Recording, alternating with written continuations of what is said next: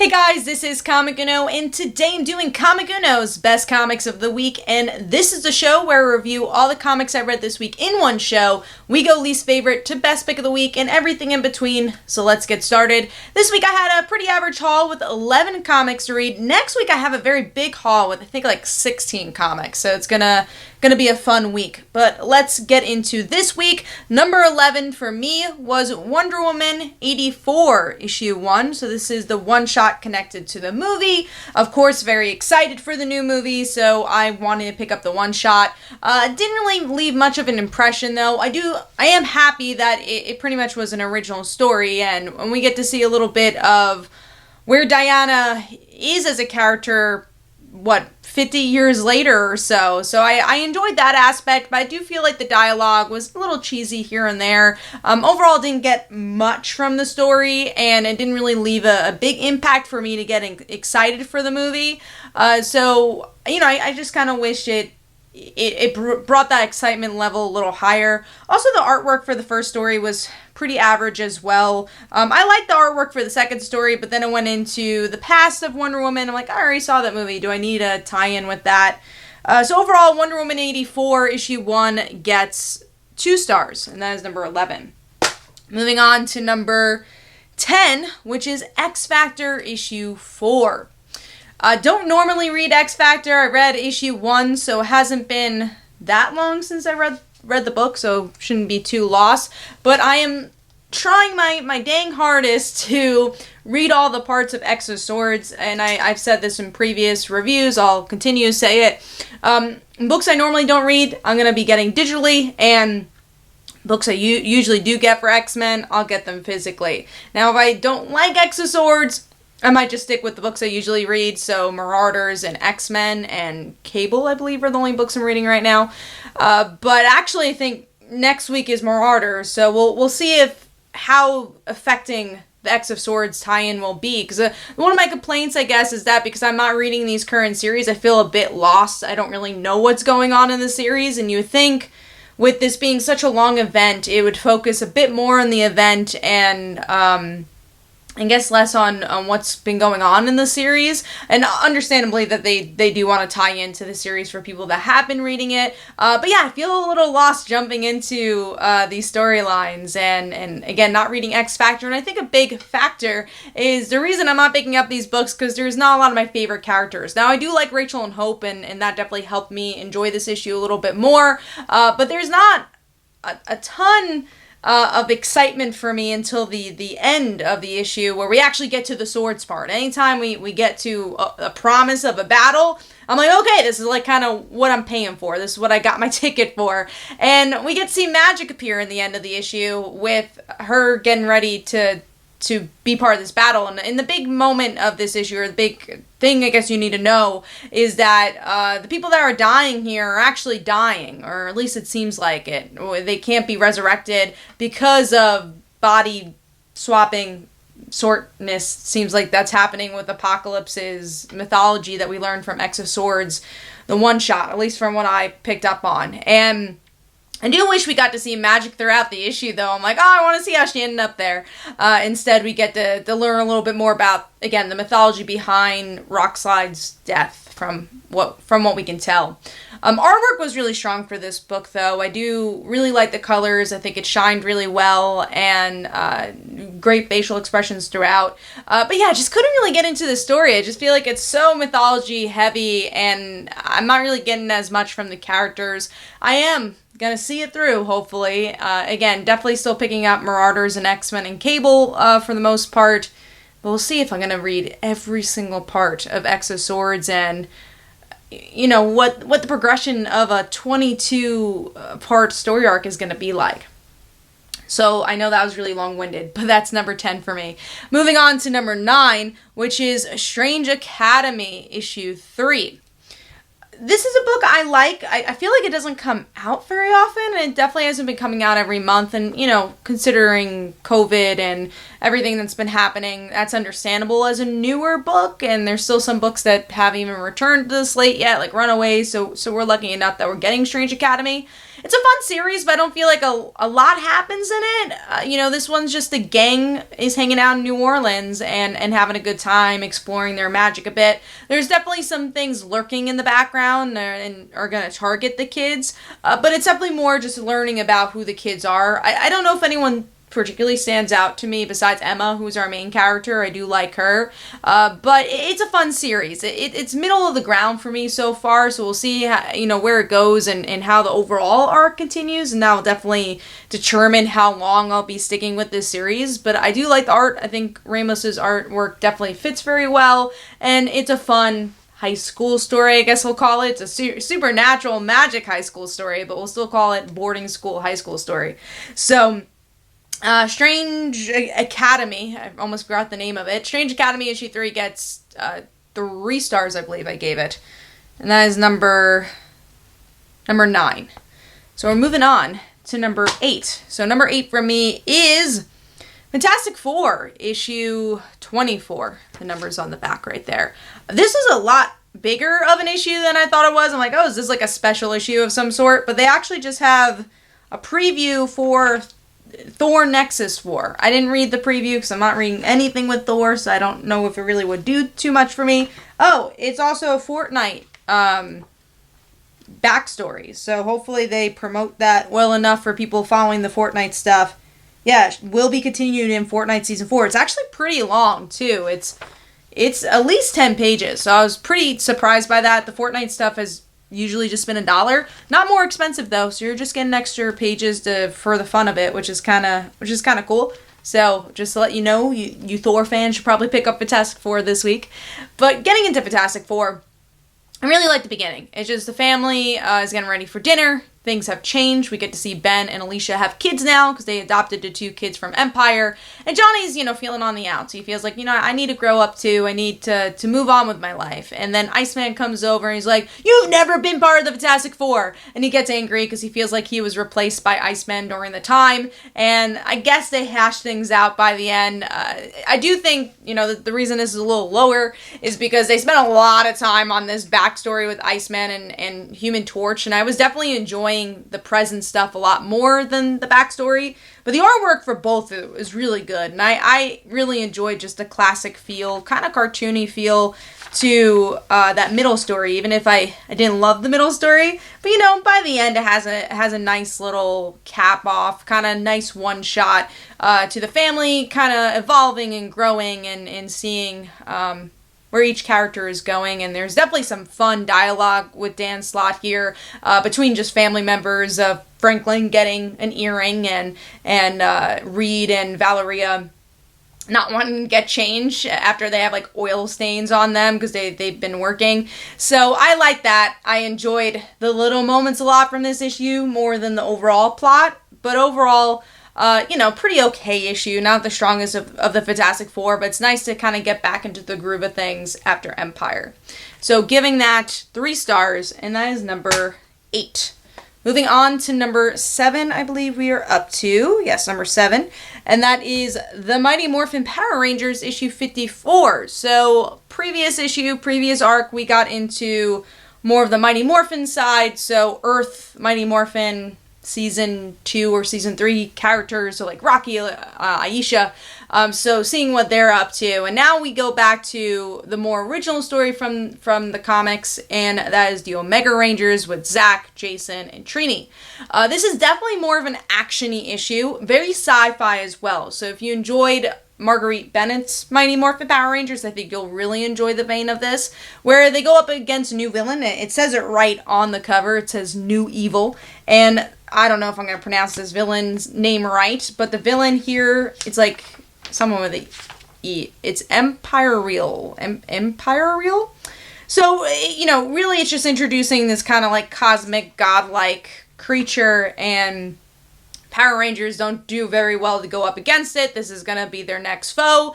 And it was just kind of cool seeing what the Omega Rangers are up to. They thought they were retiring. That's not happening. There's always a threat out there. And it's cool to see a lot of more original storytelling. This is a new monster, new godlike creature, and embracing that sci-fi element that we are seeing with the Omega Rangers and with the spin-off series we're getting with the Omega Rangers and then the Mighty Morphin, it makes sense that they're establishing both these stories.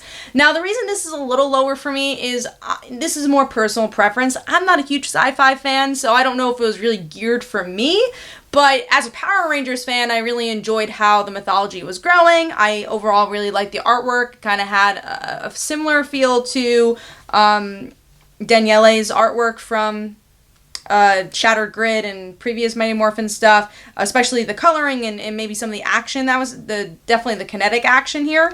So overall, it was definitely a promising issue, and we'll see where the Omega Rangers go after this, and it's cool we're getting more threats for them.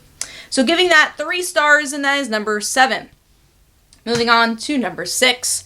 And number 6 for me is Chew issue 3, which seems to be the last part. Yeah, well, it does have a next issue, but I think it's the last part for part 1. So they say it in the end of the issue, the first course, chapter 3, the end. So I guess next issue will be the second course. With Image Comics, they usually take about a 3-month hiatus, so maybe they're taking that 3-month hiatus and then we'll get issue 4, or they'll call it something else, I don't know. But yeah, Chew issue 3 for me was fun. I don't know anything about Chew, so I know these events happened in the original series, but now it's from a different point of view. So it's cool as a new reader. Everything's new to me, so I'm like, did this happen before? I don't know. There are definitely slower bits. I think some of the pages have a lot of dialogue in it and a lot of just explaining, especially when they go up against kind of the bad guys of the story, even though our main character is a bad guy, but they're bad guys that they're working for, I guess. That's kind of like dialogue heavy, but I really enjoyed some of the twists and turns where we get to see Chew's sister, Saffron, kill people. She kills one guy, first time she's ever killed somebody, then she kills another guy. So I really like the pacing of that and what that's going to end up doing for the character and how and if she'll continue to turn to the dark side with her roots of her family, being good guys. So what's going to happen there? Also, I love the cartoony artwork. It really fits well, especially for the more gruesome style of storytelling here, and darker storytelling as well. So Chew issue 3 gets 3.5 stars, and that is number 6. Moving on to number 5. Number 5 for me is Wonder Woman issue 763.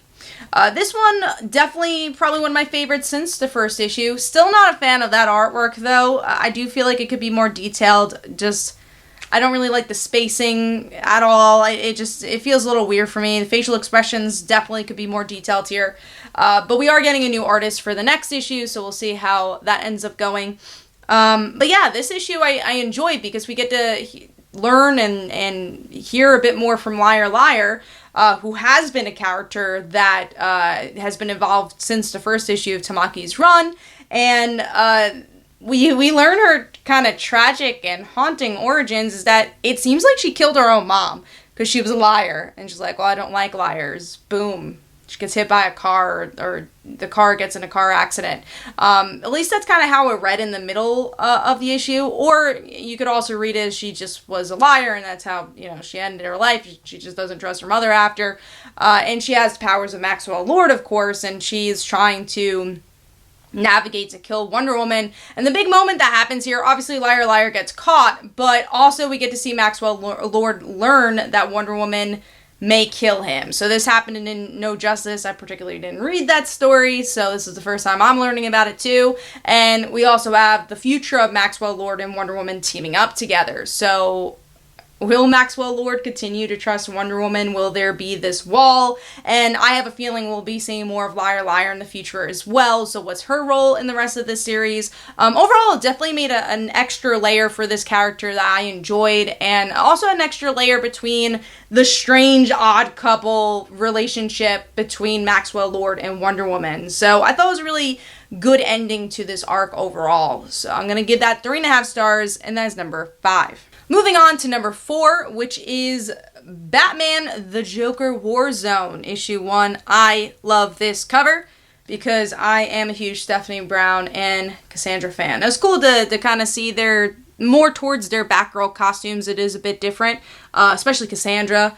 And also kind of mixture of spoiler and Batgirl here, and you get to see their symbols on their chest now. But yeah, I enjoyed this issue. I was pleasantly surprised by it because I'm always weary of these anthologies and these, tie-ins. I'm like, do I really need this? I, again, particularly picked this one up because I am a Stephanie Brown and Cassandra fan. I knew they were going to be in it. I needed this cover, so I'm like, I'm going to pick it up either way. And then once I read it, I'm like, oh man, every story is actually connected to a future storyline of Batman, and it's kind of important to read.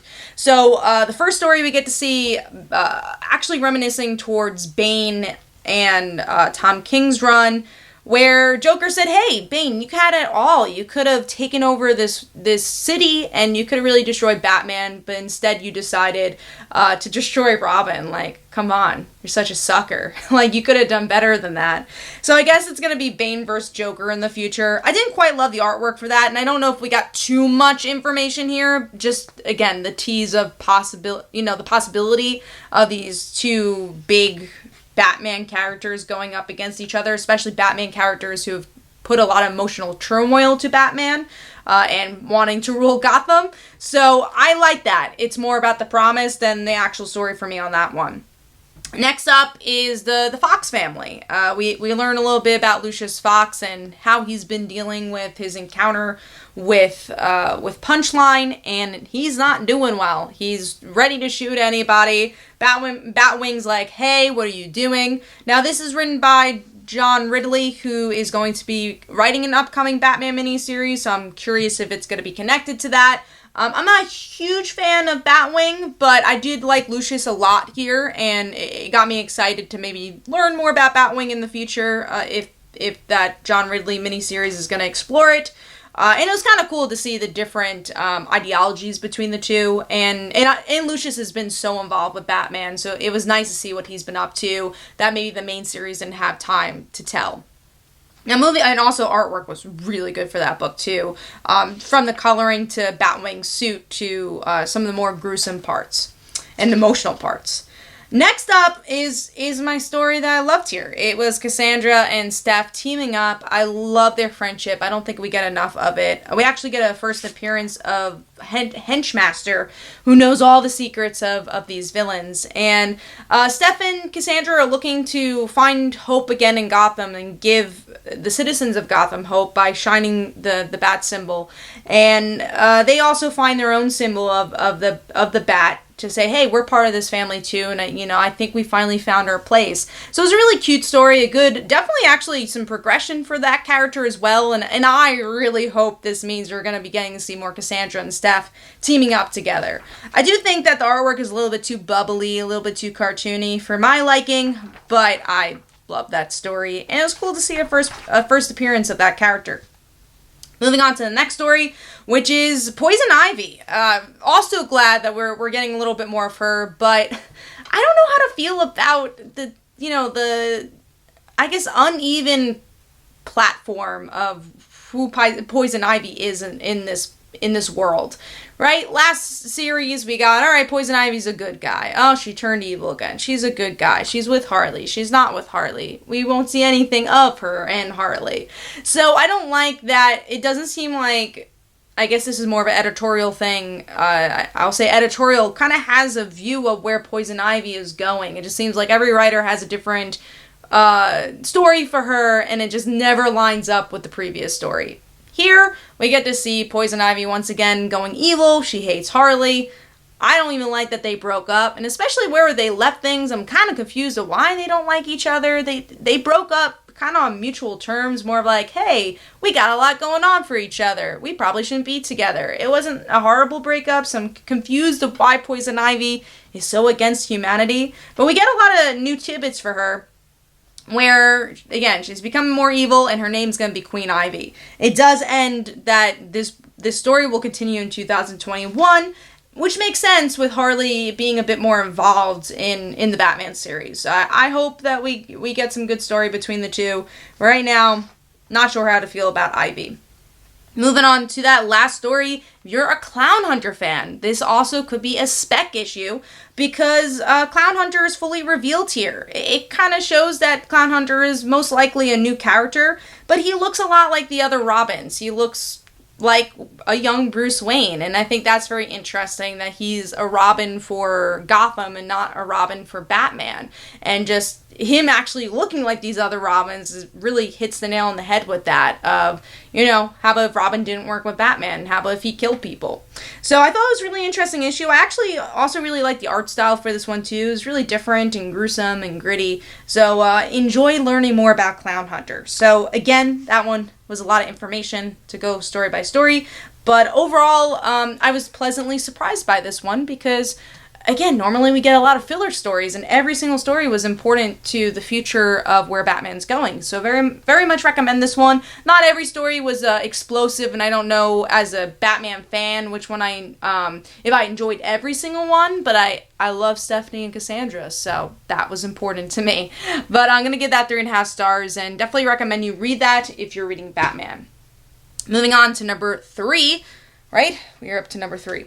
And that is The Department of Truth, issue 1. This is the big issue, I would say, of this year. So many people have been talking about this book. And, Tynion's been kind of hitting a lot of home runs lately with Batman, with Something is Killing the Children. I know some people have been enjoying Wind as well. So he's really gotten a lot of praise for his books. And now The Department of Truth is here, the big story, and obviously I liked it. I enjoyed this one. I will say it takes a little while for me, and maybe for you guys too, to get used to the art style. It's very muddy, it's very dark, very scratchy, and obviously that's the point. Everything's a secret. I personally don't know how to feel about that art style, but I think it works for this style of book.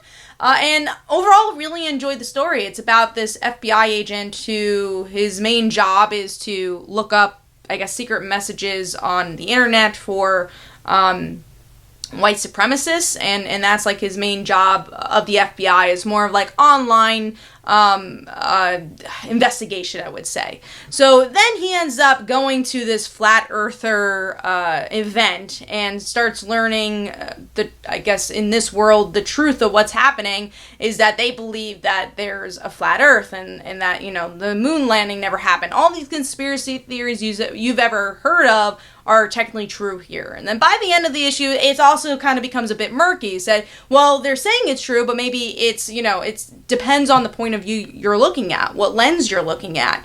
And then he ends up joining this Department of Truth to try to keep the truth in and to try to keep these conspiracy theories from coming out and kind of ruining the collective and ruining what people think. So very interesting stuff here with conspiracy theories and very real life conspiracy theories. Overall, really enjoyed what it means to be a collective and what it means to what truth means in general. So I enjoyed this issue a lot. I enjoyed our main character. I really liked the way everything was explained in this issue as well. And then the question of, is our main character interested in these conspiracy theories because he wants to feel special? Because he has this really interesting monologue of why people believe in conspiracy theories and why they go to lengths to show these conspiracy theories. So I like that he's like, well, everyone wants to feel special. Everyone wants to know that they're like one step ahead and that they're the heroes of their story or of this story because they're telling the truth, or at least their truth. So I liked it. I thought it was interesting. Giving this 4 stars. Definitely going to pick up the next issue and definitely see what all the hype is about. Moving on to number 2, which is The Immortal Hulk. I don't know how I pronounced it. Threshing place. And this is a one-shot for the Immortal Hulk. Really loved She-Hulk last week. Really enjoyed this one too. This is actually not written by Al Ewing. It is written by Jeff Lemire, one of my favorite writers. Love his storytelling, so very much wanted to pick this up. Also really like the artist for this book. I forget what's the artist's name. I want to give credit to the artist. Let's see, it's probably in the end. Mike Del Mundo. I loved his work in Weird World, and it fits so well. I mean, a book called Weird World, you got a lot of weird stuff in Immortal Hulk. And even, like, the transformation of Hulk, just, obviously we're used to Joe Bennett's gruesome type transformation, and we get to see that gruesome transformation in a very different lens, very different style of this kind of bubbly but still haunting view of the Hulk. And it was a really interesting story where we get to see this little girl's missing, and everyone thinks, well, Bruce thinks a monster has taken her, and we find out she's got hit by the gamma a bit and she's become a monster and her life's never going to be the same. She's healed somehow. I don't know how Bruce did that. I'm guessing it's part of the mythology of Immortal Hulk somewhere and I just forgot about it. But I'm actually curious to see, like, what is her future life going to be, especially as a character not really connected to the Hulk's mythos. She was a monster. Like, I think there's so much potential story to tell there, and I really enjoyed it. And this is how you do a one-shot.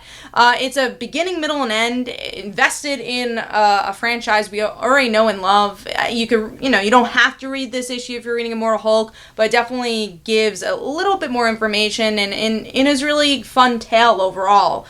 So I enjoyed it. Again, it was just a very different point of view from Immortal Hulk and a kind of more quiet issue towards the more loud storytelling we have with Immortal Hulk that we all know and love. So it was also just like a different vibe and a really, really well done addition.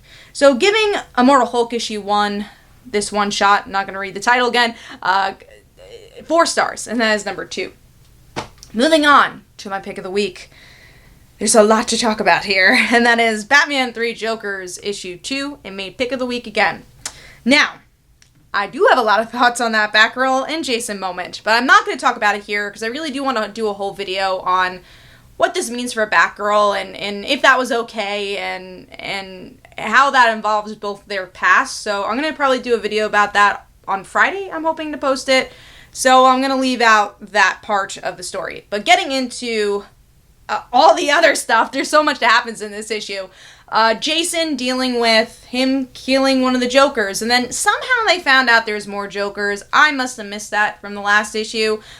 Somehow in between issue 1 and issue 2, they found out there's 3 Jokers. And Jason wants to hunt down the other 2, so does Batman and Barbara.